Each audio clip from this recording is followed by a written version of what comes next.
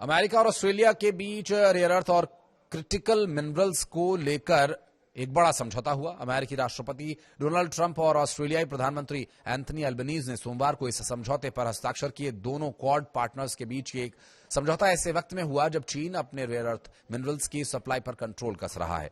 White house में हुए इस समझौते को लेकर ट्रंप ने बताया कि यह डील 4 से 5 महीने की गहन बातचीत के बाद पूरी हुई। इस मौके पर दोनों नेताओं ने व्यापार, रक्षा उपकरण और पनडुब्बी समझौते जैसे मुद्दों पर भी चर्चा की। अल्बनीज ने इस समझौते को $8.5 बिलियन की आर्थिक पाइपलाइन करार दिया। इस समझौते के तहत दोनों देश अगले 6 महीने में खनन और प्रोसेसिंग परियोजनाओं में निवेश करेंगे। और इतना ही नहीं, उन्होंने क्रिटिकल मिनरल्स के लिए भी न्यूनतम मूल्य भी तय करने का फैसला किया, जिनकी मांग पश्चिमी खनन कंपनीज लंबे समय से कर रही थी।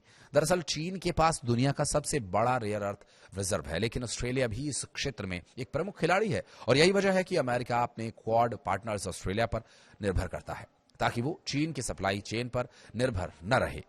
लेकिन सवाल यह है कि जब अमेरिका अपने रणनीतिक साझेदारों से खनिज समझौते कर सकता है, तो भारत अगर चीन से अपने हित में इसी तरह की डील करे तो क्या दिक्कत है?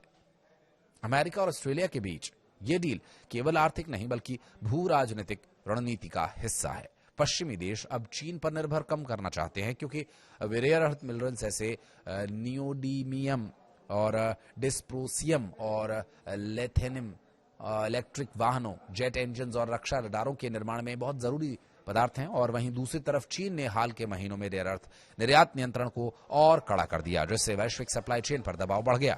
अमेरिका और उसके सहयोगी देशों ने बीजिंग की इस नीति को वैश्विक उद्योगों के लिए खतरा बताया।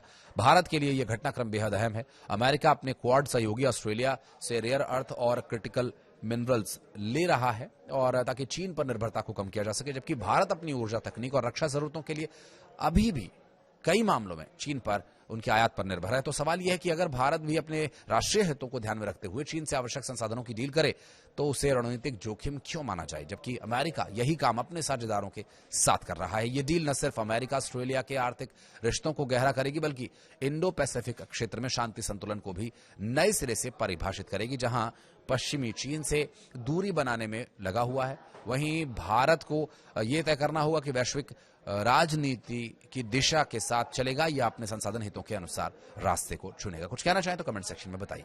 धन्यवाद।